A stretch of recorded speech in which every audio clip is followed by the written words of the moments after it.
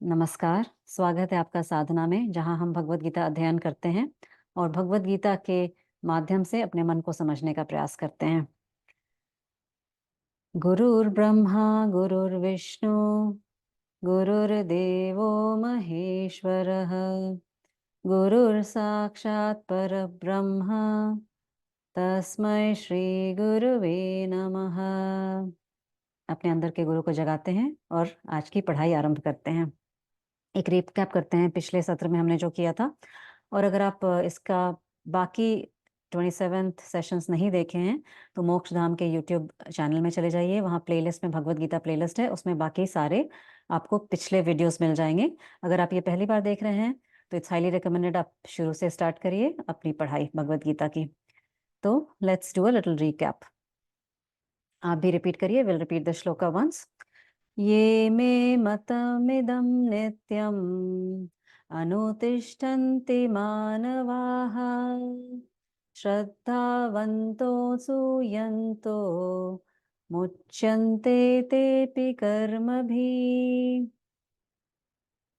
ये त्वेद् भयसूयन्तो नानुतिष्ठन्ति मे मतम् सर्वज्ञानविमूढास्तान् विद्धि नष्टचेतसः सदृशं चेष्टते स्वस्या प्रकृते ज्ञानवान् अपि प्रकृतिं यान्ति भूतानि निग्रह किं करिष्यति इन्द्रियस्येन्द्रियस्ते रागद्वेषो व्यवस्थितो तयोर्वशम् आगच्छेत् तो हास्य परिपंथिनो। हाँ, तो पिछले सेशन में हमने बात किया था बहुत ही महत्वपूर्ण रास्ते के चोर परिपंथ। अगर आप देखते हैं ये 34th श्लोका में परिपंथी का मतलब होता है रास्ते के चोर जो सामान लूट के भाग जाते हैं।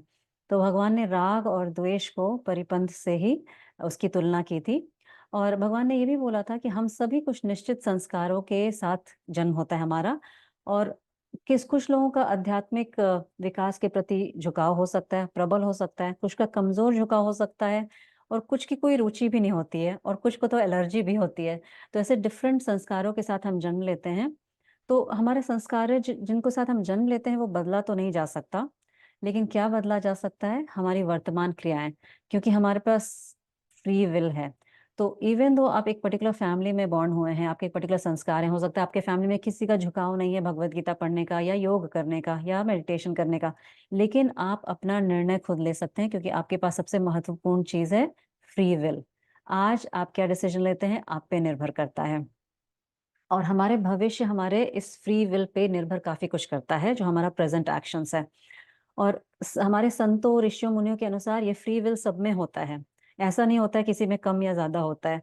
वो उसको फॉस्टर करने की बात होती है। जैसे आप किसी गरीब परिवार में आपका जन्म हुआ है और आपके माता पिता बहुत ज्यादा स्पेंड नहीं करते हैं, लेकिन मान लीजिए आपने अच्छी पढ़ाई की, आपको अच्छी नौकरी मिली, तो आप अपने उस हैबिट को चेंज कर सकते हैं। जैसे आपको कंजूस रहना कोई इंपॉर्टेंट नहीं है, हो सकता है आप डोनेशन भी देने लगे। तो ये अपनी इच्छा शक्ति पे निर्भर करता है कि हम प्रेजेंट में क्या डिसीजन लेते हैं। ओके, तो इसमें लेकिन एक बहुत इंपॉर्टेंट बात भगवान ने पिछले बार बताई थी, बुद्धि भेदम न जनेत, मतलब अपने विचारों को दूसरे पे नहीं थोपना है, क्योंकि उनके अपने राग और द्वेष होते हैं। ओके, जो यहाँ पे राग और द्वेष है वो अपने बारे में बोला गया है कि राग द्वेष के वश में नहीं आना है।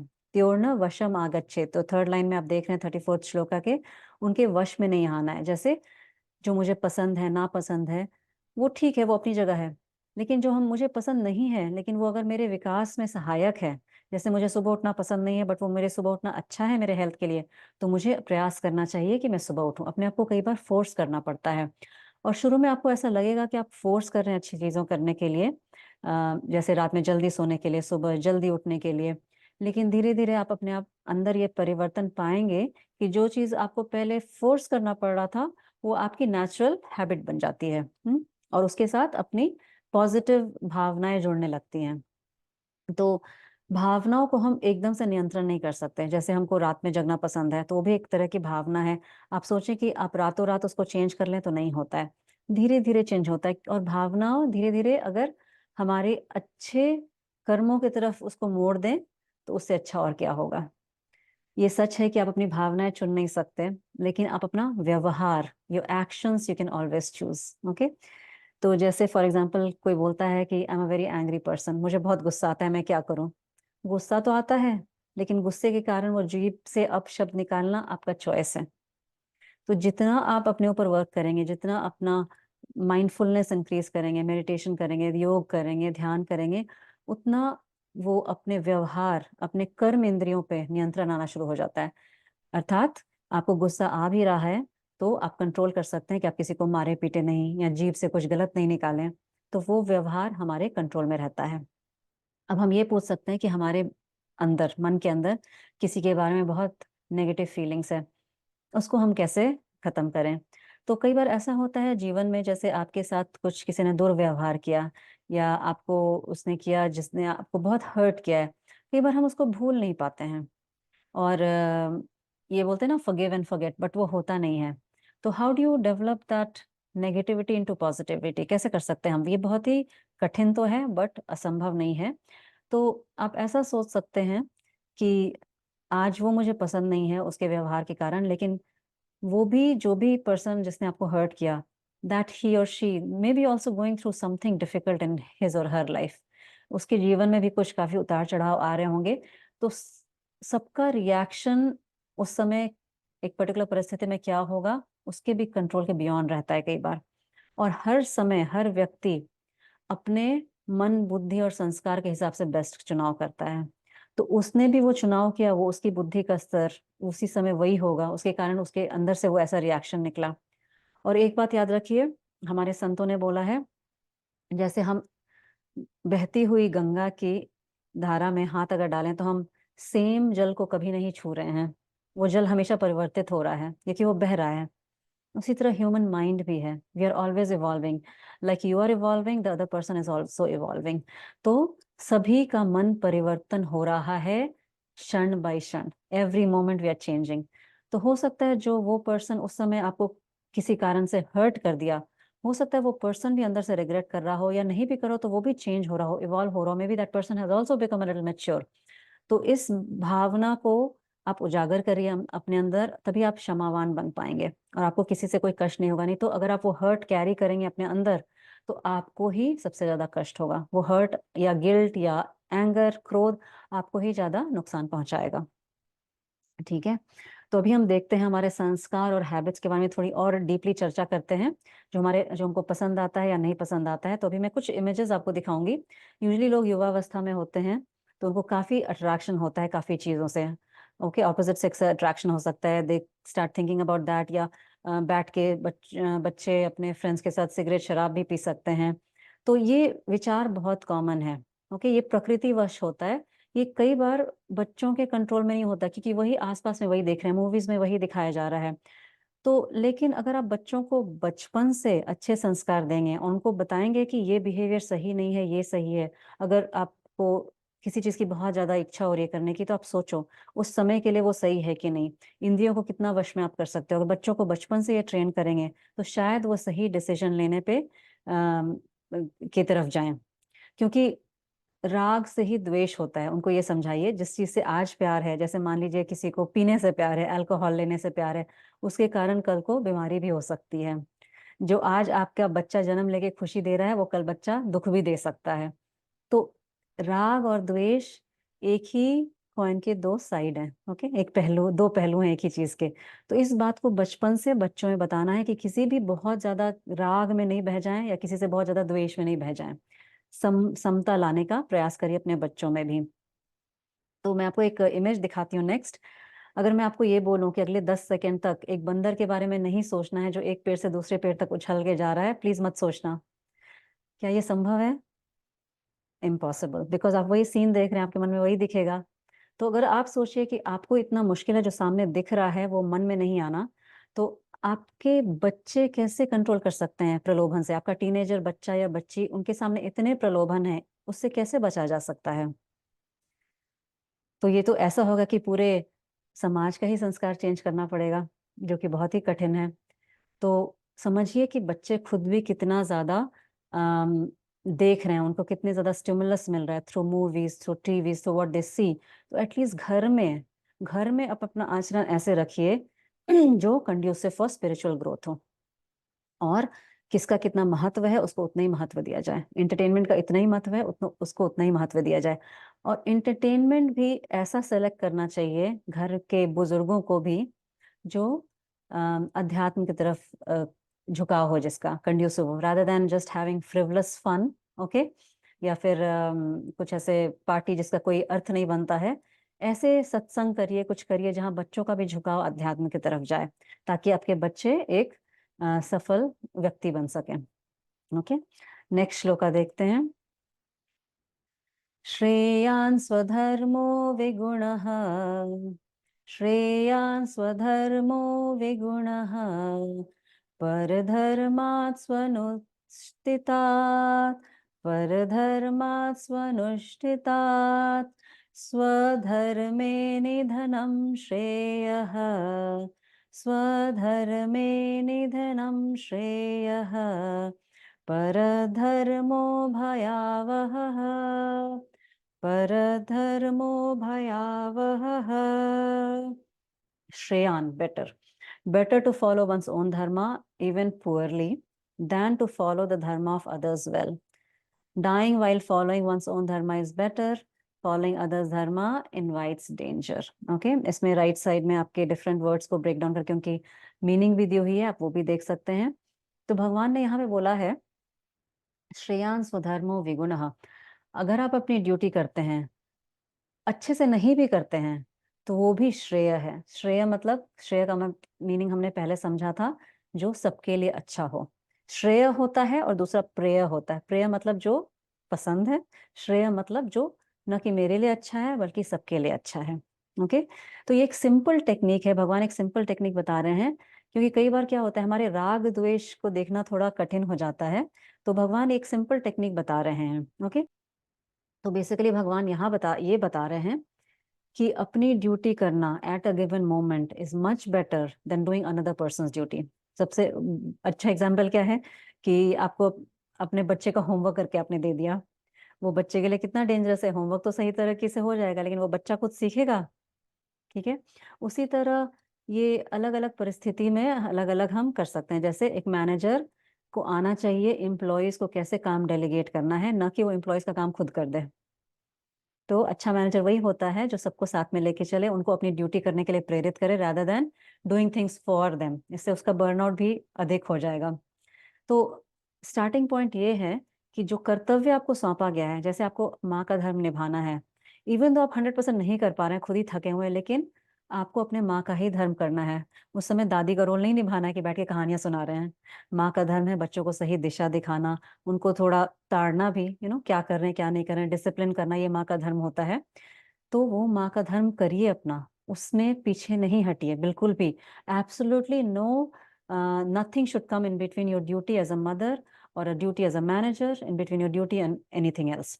क्योंकि बोला गया है परधर्मो भयावह। अगर आप नहीं करते हैं, अगर आप छोड़ देते हैं अपनी ड्यूटी, तो उसका जो रिजल्ट है बहुत भयानक हो सकता है। तो इस परिस्थिति में अगर हम महाभारत की परिस्थिति में आए, तो अर्जुन क्या कर रहा है? अर्जुन एक योद्धा होने के नाते युद्ध छोड़कर जाकर भिक्षुक बनना चाहता है। मतलब ही wants to become a beggar Brahmin and collect arms. एक साधु और एक ध्यानी बनना चाहता था, बैठ के जाके ध्यान करना चाहता था। क्या होता अगर अर्जुन युद्ध छोड़ के चला जाता हिमालय पे तपस्या करने? हो सकता था कि कौरव समाज के लिए और भी खतरनाक हो जाते। ओके, तो एक गुरु शिष्य परंपरा में हमारे यहाँ एक सिद्ध गुरु जो होता है, ओके, वो शिष्य को कभी सन्यास की दीक्षा नहीं देते अगर उस शिष्य के ऊपर किसी स्वजन का दायित्व है। मीनिंग आपके ऊपर कोई रिस्पॉन्सिबिलिटी है, तो अगर सच्चा गुरु है तो आपको कभी भी सन्यास की दीक्षा नहीं देगा, क्योंकि उसको पता है ये उसके लिए, समाज के लिए खतरनाक हो सकता है। तो ये गुरु शिष्य परंपरा का एक महत्वपूर्ण अंग है, और यहाँ कृष्ण एक अच्छे गुरु के तरह ही अर्जुन के जीवन में उसको ये उपदेश दे रहे हैं कि नहीं, तुम्हारा धर्म है यहाँ पे युद्ध करना। ये बहुत सारे प्रैक्टिकल एस्पेक्ट्स में भी अप्लाई हो सकता है। जैसे एक पुलिस कहती है कि मैं अपराधियों के साथ नहीं निपट सकता, मैं जा रहा हूँ स्कूल में बच्चों को पढ़ाने, है ना? तो ऐसा हो सकता है क्या? तो इसीलिए जीवन ने आपको जहाँ रखा है, अपनी सर्वोत्तम क्षमता के साथ अपना कर्तव्य निभाएं, to the best of your ability. Okay, कर्तव्यों की उपेक्षा करके उसको नेग्लेक्ट करना स्वीकार्य नहीं है। भगवान बोलते हैं अपने कर्तव्यों को निभाएं। सब लोग अगर अपने कर्तव्यों को निभाएं, ओके, तो फिर अधिकारों का प्रश्न नहीं उठता। मतलब जैसे अगर सब लोग अपनी ड्यूटीज करें अच्छे से, तो there is no question of rights. Okay, आजकल बहुत सुनते हैं ना, ह्यूमन राइट्स, चिल्ड्रन राइट, ये राइट वो राइट, वुमेन्स राइट, लेकिन हम भूल जाते हैं अपनी रिस्पॉन्सिबिलिटी एंड ड्यूटीज। अगर बचपन से बच्चों को रिस्पॉन्सिबिलिटी और ड्यूटीज की शिक्षा दें तो कोई नेग्लेक्ट नहीं होगा सोसाइटी में। और भगवान ये भी कह रहे हैं थर्ड लाइन में, स्वधर्मे निधनम श्रेयः। Even if you die while fulfilling your responsibility, it's better than straying from your responsibility. Okay, because straying from your responsibility is filled with fear. तो अगर आपका निधन भी हो जाए अपनी ड्यूटी करते करते, और इस केस में अर्जुन को बोल रहे थे भगवान, अगर तुम युद्ध में वीर गति को भी प्राप्त हो, अगर तुम्हारा निधन भी हो जाए, it's much better than you running away from the battlefield. तो वैवाहिक जीवन में अक्सर पति पत्नी दोनों जॉब करते हैं, और हम प्राय सुनते हैं ऐसी बातें कि सुनने में आता है कि अरे इसका पति तो बहुत हेल्पफुल है, घर के कामों में हेल्प करता है। आपने कभी किसी को ऐसे सुनते हुए बोला है कि अरे इसकी पत्नी कितनी हेल्पफुल है, बाहर जॉब करके पैसे लेके आती है, ही इज वेरी लकी, है ना? ऐसे कभी सुना है क्या? तो आज अभी इसी समय इस मानसिकता को छोड़ दें। अगर आप गृहस्थ जीवन में हैं तो इस बात का स्मरण रहे कि जिस तरह बच्चे को जन्म देना और दूध पिलाने को छोड़ के कोई भी काम जेंडर स्पेसिफिक नहीं होता है। तो अगर आप एक गृहस्थ जीवन में हैं तो घर का ध्यान रखना, भोजन पकाना, बच्चों की देखभाल करना एक संयुक्त जिम्मेदारी है। स्वधर्म है वो आपका, क्योंकि आप गृहस्थ जीवन में हैं। उसी तरह एक गृहस्थ का स्वधर्म भी होता है समाज के दूसरे लोगों को देखना, जैसे बुजुर्गों को देखना, रिटायर्ड पीपल को देखना, साधु सन्यासियों को देखना, वो भी गृहस्थ का एक स्वधर्म बताया गया है। अभी आप स्वधर्म स्टूडेंट के संदर्भ में भी समझ सकते हैं। जैसे कोई स्टूडेंट है, उसको कंप्यूटर पर बैठ के कोडिंग करने में इंटरेस्ट आ रहा है, तो अगर आप उस स्टूडेंट को बोलते हैं मार्केटिंग का जाके जॉब करो, तो उसको कितना कष्ट हो जाएगा। तो अपने बच्चों का एबिलिटीज पहचानिए, अपने एम्प्लॉयज का एबिलिटीज पहचानिए कि किसका क्या स्वधर्म है, किसको किसमें सबसे अच्छा एबिलिटी उसका खुल के आता है। ओके, क्योंकि सबका एक अपना स्वधर्म होता है। उसी तरह आप एक बात करने वाले व्यक्ति को, जिसको बहुत राजसिक टेंडेंसी है, उसकी बहुत अच्छी मार्केटिंग स्किल्स है, उसको कंप्यूटर के पीछे बैठा के डेटा सॉर्टिंग करने को दे दें, वो पागल ही हो जाएगा, है ना? तो that's where your skill lies as a manager और एज अ पेरेंट ऑल्सो, कि आप स्वधर्म पहचाने सबका, किसकी क्या एबिलिटी है, वो उस हिसाब से किसमें क्या स्किल्स हैं, उसको क्या रिस्पॉन्सिबिलिटी देनी है। यदि वो सक्षम नहीं है व्यक्ति और उसको कर्तव्य सौंपा गया है, तो व्यक्ति बिल्कुल पागल हो सकता है और स्ट्रेस में आ सकता है। तो हर चीज में हर कोई सक्षम नहीं होता है। तो इसमें अपने आप को भी पहचानने की कोशिश करिए कि आप जो जॉब प्रेजेंटली कर रहे हैं कि वो आपके नेचर के अकॉर्डिंगली है, आपका स्वधर्म उसमें फुलफिल हो रहा है कि नहीं हो रहा है। ठीक है, और अपना कमेंट्स लिखिए नीचे, आपको क्या लगता है इस विचार में और आपके क्या एक्सपीरियंसेस हैं। अर्जुन उवाच अथ केन प्रयुक्तोऽयम् अथ केन प्रयुक्तोऽयम् पापं चरति पूरुषः पापं चरति पूरुषः अनिच्छन्नपि वार्ष्णेय अनिच्छन्नपि वार्ष्णेय बलादेव नियोजितः बलादेव नियोजितः। तो ऑलमोस्ट हम अभी थर्ड अध्याय के समाप्ति की तरफ हैं, और ये अध्याय पिछले श्लोक से ही समाप्त होता अगर अर्जुन ने ये प्रश्न नहीं पूछा होता। लेकिन अर्जुन हमारी तरह ही जिज्ञासु था। एक अच्छे विद्यार्थी के लक्षण होते हैं, मन में बहुत सारे प्रश्न आते हैं और पूछ लेना चाहिए। ज्ञान के मार्ग पे no doubt is a silly doubt, no question is silly, है ना? तो अर्जुन ने कहा, हे भगवान, compelled by what does a person commit a sin even without wanting to, O Krishna, as though driven by a force? तो अर्जुन ने कहा, हे कृष्ण, इच्छा न हो तो भी मनुष्य पाप जन्य कर्मों की तरफ क्यों प्रेरित होता है?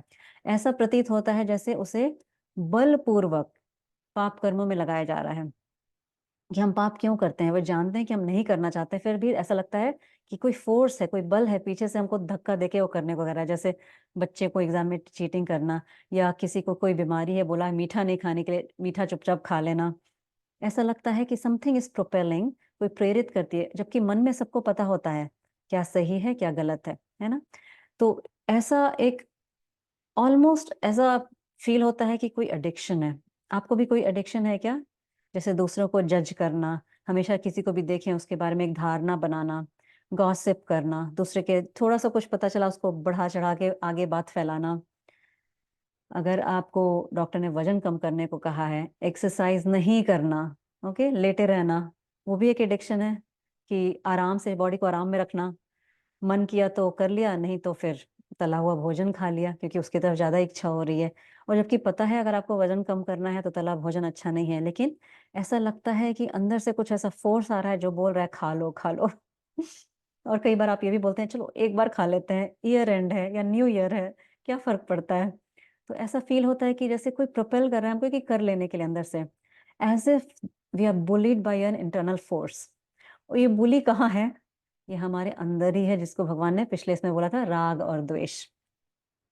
तो कई बार मैंने देखने में आया कि योग में पार्टिसिपेंट्स रजिस्टर करते हैं योगा के क्लासेस में, और लेकिन हर समय कुछ और ज्यादा इंपॉर्टेंट आ जाता है rather than coming to yoga classes. Okay, तो आप हमेशा किसी और चीज को प्राथमिकता देते हैं क्या रादर देन स्वधर्म? सबसे बड़ा स्वधर्म क्या है? अपने शरीर और मन का ध्यान रखना। ओके, बट आपको इसी के लिए समय नहीं मिल पाएगा, शरीर का मन का ध्यान रखना, फिर और कुछ क्या हो पाएगा बताइए? क्योंकि अपने शरीर और मन से ही ये जगत है हमारा। तो अर्जुन का बहुत ही वैलिड क्वेश्चन था ये कि we all know what is good for us, we all know सुबह जल्दी जगना है, सुबह उठ के ये करना चाहिए, चाहे कुछ फिजिकल एक्टिविटी करनी चाहिए, बट होता नहीं है।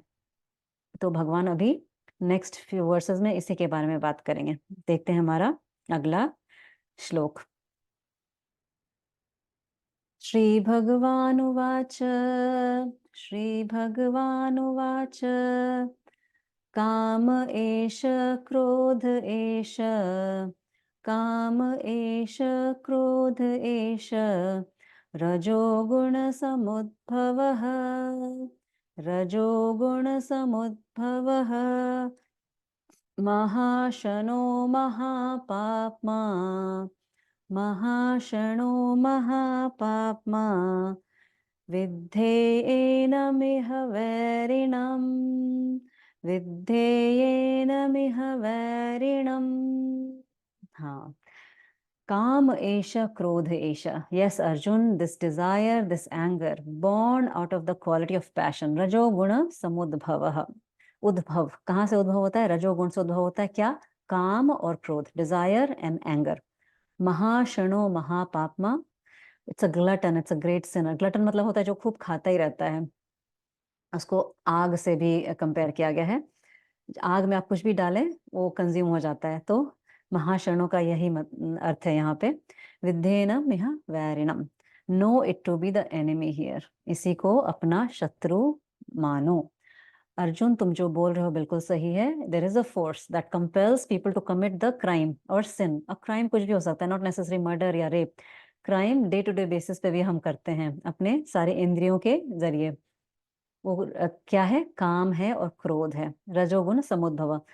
ये अकेली काम वासना है जो रजोगुण के संपर्क में आके उत्पन्न होती है और वही क्रोध का धारण लेती है। ओके, तो काम और क्रोध अलग अलग नहीं है। तो अभी मैं आपको समझाती हूँ कैसे। काम इज द मेन एनिमी। काम मतलब डिजायर। डिजायर कैसे है? सो कुछ डिजायर उत्पन्न होता है, but when things they don't go our way, it results in hurt, frustration, irritation, and these are all forms of anger. काम जब obstruct होता है, ओके, इफ सपोज मान लीजिए आप कुछ करना चाहते हैं बट घर में आपको कोई करने नहीं दे रहा है, उसी से गुस्सा आता है। ओके, क्योंकि आपका डिजायर फुलफिल नहीं हुआ। It's easy to blame a family member, इसके कारण नहीं हुआ, उसके कारण नहीं हुआ। जैसे आपको खाने पीने का शौक है बट आपकी पत्नी है, उसको इतना पसंद नहीं आता कुकिंग। ओके, इसी चक्कर में आप रोज बाहर खाते हैं, जिससे आपके हेल्थ पे बुरा प्रभाव पड़ता है। और ब्लेम आप किसको करते हैं? अपनी पत्नी को, कि उसने खाना अच्छा नहीं बनाया इसलिए मेरा हेल्थ खराब हो गया। ओके, लेकिन एक्चुअली प्रॉब्लम क्या था? प्रॉब्लम तो आपका राग था ना उस भोजन के प्रति। भूल गए कि डिजायर किसकी थी, जीव की डिजायर थी। तो अगर खाने की समस्या का निवारण कर दिया जाए तो क्या आपके डिजायर शांत हो जाएंगे? वो किसी और रूप में आके आपको परेशान करेंगे। तो ultimately the root cause is your desire, desire to fulfil sensory pleasures. और एक किसी को सिर्फ खाने का शौक हो ऐसा नहीं हो सकता। वही पर्सन जिसको खाने का बहुत एक्सट्रीम शौक रहता है, उसको मूवीज देखने का भी, सीरियल देखने का भी, मे बी गॉसिप सुनने का, ये सारे शौक टुगेदर होते हैं, क्योंकि सब रजोगुण समुद्भव होता है, रजोगुण से उत्पन्न होते हैं, जिसमें बहुत मूवमेंट होती है।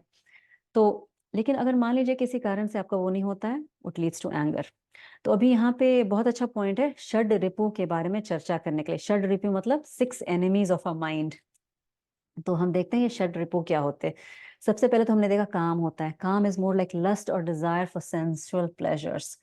सो वो हमने देखा खाने के बारे में हो सकता है, सुन, सारी जो इंद्रियां हैं जिससे अंदर हम ग्रहण करते हैं, उनकी डिजायर्स होती हैं ये। अगर डिजायर आपकी परमात्मा की है तो वो डिफरेंट होती है, उसमें आप फिर मुमुक्षु बन जाते हैं, मोक्ष की तरफ आपका ध्यान चला जाता है, वो डिजायर डिवाइन होती है। बट वो जो ये भूभुक्षु होती है ना, भूख की डिजायर या भोग पाने की डिजायर, ये सब इसको बोलते हैं काम। तो यहाँ काम षड रिपु से उस काम का अर्थ है लस्ट और डिजायर फॉर सेंशुअल प्लेजर्स में। और यही डिजायर क्रोध का रूप ले लेती है। It's nothing but desire obstructed, like I want to do something, I want to get something, I want somebody to behave in a particular way and it's not happening, and this block desire comes out as anger. तो हमारी जो इच्छाएं जो अवरोधक हो जाती है ना, कोई किसी चीज के कारण वो एक्सप्रेस नहीं हो पाती हमारी इच्छाएं, तो वो क्रोध का फॉर्म ले लेती है। मोह होता है तीसरा, षड्रिपु में से तीसरा है मोह। मोह मतलब अटैचमेंट होता है। मोह मतलब होता है हमको किसी से अटैचमेंट हो गया। अगर कोई पुलिस ऑफिसर है, उसका बेटे ने क्राइम कमिट किया, उसको अपने बेटे के प्रति इतना मोह होता है कि अपने बेटे को चाहेगा कि पनिशमेंट नहीं मिले। ओके, तो मोह क्या होता है? डिल्यूजन हो जाता है कि जो सही और गलत का हम वहाँ फर्क देखना बंद कर देते हैं, जब हमारी थिंकिंग ऑब्स्ट्रक्ट हो जाती है। उसी तरह हमको पता है सुबह जल्दी उठना चाहिए, बट वो गरम गरम रजाई में उससे मोह हो जाता है, ब्लैंकेट में पड़े रहना। तो attachment to wrong things is मोह। यही मोह को अगर आप भगवान से जोड़ दें, जैसे मीरा ने कृष्ण से जोड़ा था, तो वो भक्ति बन जाती है, वो प्रेम का रूप ले लेती है। लोभ, व्हाट इज लोभ? लोभ is when you desire gets fulfil. जैसे आपको कुछ डिजायर है, वो फुलफिल हो गया, तो वो लोभ आ जाता है कि बार बार वो चीज को पाने की इच्छा होती है, कि ये बार बार होना चाहिए। सक्सेस बोलते हैं ना, सक्सेस का नशा हो जाता है लोगों को। तो लोभ वही है, you want more and more and more. इसीलिए महाशनो बोला गया था, इट्स ऑलमोस्ट लाइक आग जैसा बन जाता है, कि आग में जितना भी कुछ डालो वो स्वाहा हो जाता है। लोभ उसी तरह है।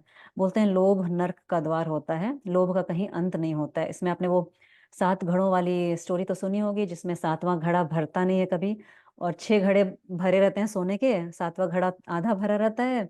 उसको भरने के चक्कर में व्यक्ति अपना पूरा जीवन नष्ट कर देता है, बट वो कभी भरता नहीं है। वो लोभ का घड़ा ऐसे ही होता है। लोभ खाने पीने के मामले में भी हो सकता है, सेटिस्फाई नहीं होता है मन, है ना। तो हर चीज में, जीवन के छोटे छोटे चीजों में लोभ अगर है तो देखने का प्रयास करिए कि आपकी कुछ इच्छा फुलफिल हो गई है, वो आपको बार बार बार बार वही करने की इच्छा होती है। ऐसा कुछ है क्या जो आपके ग्रोथ में सहायक नहीं है? अगर बार बार भजन करने की इच्छा है तो उसमें कोई प्रॉब्लम नहीं है। नेक्स्ट देखते हैं मद। मद मतलब एरोगेंस या प्राइड। तो जब डिजायर फुलफिल हो जाती है तो हमको एक अलग सा नशा हो जाता है कि अरे मेरे पास ये है, जैसे सक्सेस आ जाता है, नेम आ जाता है, फेम आ जाता है, तो आपको लगता है कि अरे दूसरे के पास नहीं है बट मेरे पास है। So that's arrogance. और ये बेसिक प्रैक्टिकल लेवल पे मैं बोलूँ, जैसे हमारे बच्चे एग्जाम करके आते हैं, अगर बोलते हैं कि एग्जाम कैसा गया, तो बोलते हैं अच्छा नहीं गया, तो हम सबसे पहले क्या पूछते हैं कि बाकी बच्चों का कैसा गया, या उसको कितने मार्क्स आए। मतलब दूसरे को भी नहीं आए तो अच्छा है, थैंक गॉड मुझे भी नहीं आए। तो ये एक तरह का सटल फॉर्म ऑफ एरोगेंस है, कि कुछ दूसरे के पास नहीं है और हमारे पास है तो बड़ा अच्छा लगता है, वो दूसरे के पास भी नहीं है, हमारे पास भी नहीं है, तो हमको संतुष्टि हो जाती है कि चलो किसी के पास नहीं है। तो this is also form of arrogance and desire which comes out in this way. Next है मत्सरे। मत्सरे मतलब जेलसी, ईर्ष्या। ईर्ष्या मतलब जब आपके पास दूसरों से कम होता है, जब आपकी डिजायर फुलफिल नहीं होती है, उतना पैसा, उतना नेम फेम नहीं मिल पाता है, बट आपके भाई या आपके बहन को या आपके फ्रेंड को या आपके पड़ोसी को आपसे थोड़ा ज्यादा मिल जाता है, तो वो ईर्ष्या का रूप ले लेती है। तो ये देखिए सारे कुछ काम से ही निकल के या सारे षड्रिपु आते हैं। और जब माइंड बहुत ज्यादा रजस में होता है, तो काम और क्रोध को हम कम तो नहीं कर सकते। बॉडी और mind is like a fixed vessel, एक घड़ा जैसा होता है जिसमें ऑलरेडी जो है सो है। Okay, and these are the, and ये जो सारे षड रिपु है ना, these are the symptoms of the root problem. Root problem क्या है? हमारी जड़ क्या है? अज्ञान। अज्ञान हमारा क्या सही नेचर है? हम सच्चित आनंद हैं, उसका अज्ञान रहता है। इसके कारण ये षड रिपु ऐसे बड़े पेड़ जैसे बन जाते हैं, सब अपनी जड़ें गहरी कर लेते हैं। तो जैसे मैंने आपको बताया कि हमारा मन जो है या बॉडी जो है एक फिक्स्ड घड़ा जैसा होता है। जैसे घड़ा रख लीजिए, जमीन पे फिक्स कर लीजिए, उसमें ये सारे गंदे पानी की तरह भरे हुए हैं षड रिपु। ओके, तो घड़ा को आप उल्टा तो कर नहीं सकते, तो उसको कैसे पानी उसका साफ करेंगे, मन को कैसे स्वच्छ करेंगे? तो उसके ऊपर क्या करेंगे? साफ पानी डालते जाएंगे, डालते जाएंगे, डालते जाएंगे। मतलब तो साफ पानी किसका प्रतीक है? आपकी अच्छी प्रैक्टिसेस का। डेली उठ के भले ही 2 मिनट मेडिटेशन करिए, योगा करिए, प्राणायाम करिए, कुछ अच्छा पढ़िए, अपने स्क्रिप्चर्स इतने अच्छे हैं सब पढ़िए। 2 मिनट, 15 मिनट, 20 मिनट, जितना भी होता है तो आपसे डेली आपको वो साधना आपकी लगातार निरंतर, ओके, दीर्घ काल निरंतर करते रहना है श्रद्धा पूर्वक। धीरे धीरे देखिएगा आपका जो मल है, मलिन जो है, ये सारे शरीर को अपने आप धुलते जा रहे हैं, कम होता जा रहा है। आपको किसी से जेलसी नहीं होगी, किसी से मोह, अटैचमेंट, क्रोध सब धीरे धीरे छिन्न भिन्न होता जाएगा। बट अपनी साधना के माध्यम से ही होगा, अदरवाइज नहीं होगा। कभी भी ऐसा उल्टा अप्रोच नहीं लेना चाहिए। जनरली लोग ऐसा उल्टा अप्रोच लेते हैं कि oh my God, I get so angry, मुझे इतना क्रोध आता है, मैं क्या करूं इसका? तो क्रोध है तो है, उस पर फोकस नहीं करना है। वो फिक्स्ड घड़े के अंदर है आपके, आप उसको निकाल नहीं सकते। है तो है क्रोध, लालच है तो है, जेलसी है तो है, दुख लगता है तो है। क्या करना है? अच्छी बातें, अच्छी चीजें सुनती जानी है, अच्छी प्रैक्टिसेस करती जानी है। धीरे धीरे वही क्रोध, वही जेलसी सब धीरे धीरे आपका इवेपोरेट हो जाएगा। It's like magic. ठीक है, तो आज की सभा हम यही समाप्त करते हैं। हाथ जोड़ लीजिए। ओम पूर्णमदः पूर्णमिदं पूर्णात् पूर्णमुदच्यते पूर्णस्य पूर्णमादाय पूर्णमेवावशिष्यते। ओम शांति शांति शांति ही। धन्यवाद, मिलते हैं नेक्स्ट सेशन में।